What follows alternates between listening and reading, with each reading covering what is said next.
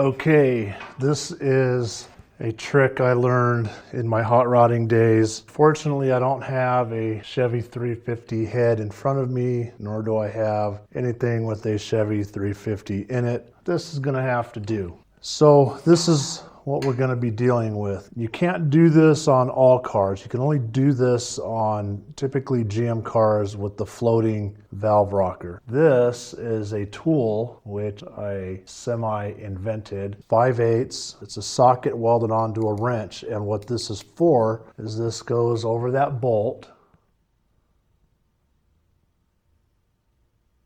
and then you can adjust your valve lash, because if you're running hydraulic lifters, okay, you can actually tune the valve adjustment in a lot tighter and a lot closer, and the effect that it has on the performance of the engine is astounding, okay? Now, just a small disclaimer. If your head is worn out, your cam is worn out, your engine is worn out, gonna have a bad time. This ain't gonna do you any good. You're not even gonna be able to do it correctly. You really need to have a fairly tight engine with pretty much new everything, okay? Assuming your engine is pretty tight, and I'm gonna say got less than 50,000 miles on it, you should be able to pull this off no problem. Okay, so in addition to this is a 5/8 wrench, 5/8 socket, welded onto the wrench. You can see through it. And then you're going to need a stethoscope. Now, while you are doing this, the engine will need to be running, so you just want to dam it up. You could use cardboard, whatever, just to catch the oil from flopping all over the place. So the oil squirts out from here and then lubricates the little round pivot inside of there. All right, start your engine, let it warm up. Once it's warmed up, then what you're going to do, you're going to take this stethoscope, you're going to stick these things into your ears. Then you're going to take this probe and you're going to put it right on the end of that stud, just like that. And you're going to listen to what this rocker is saying to you while the engine is running. And what you're going to hear is a little, and it might be louder, and you might not hear anything. And so you have a little excess valve lash going on there, and that's why you're hearing.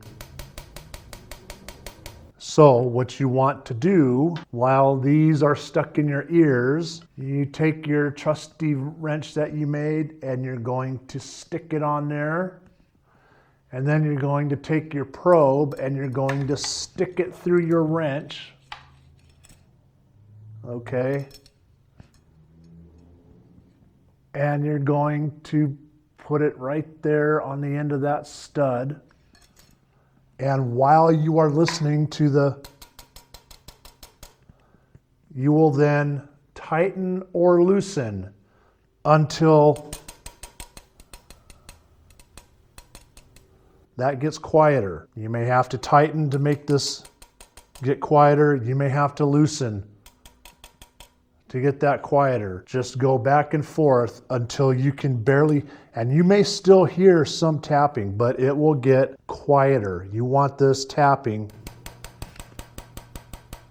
as quiet as possible. And then you move on to the next valve, and you will do every single valve like that.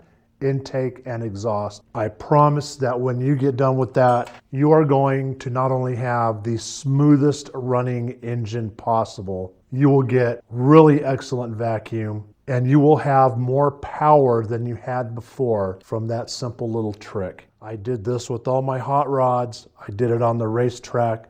I did it with my daily drivers. I did it with every Chevy I had. And I've had quite a few Chevys. I've had a 70.5 Camaro, a 74 Camaro, a 78 Camaro. I had an El Camino. I've done this with every small block Chevy that I've had. So once again, 5/8 socket, 5/8 wrench, welded together.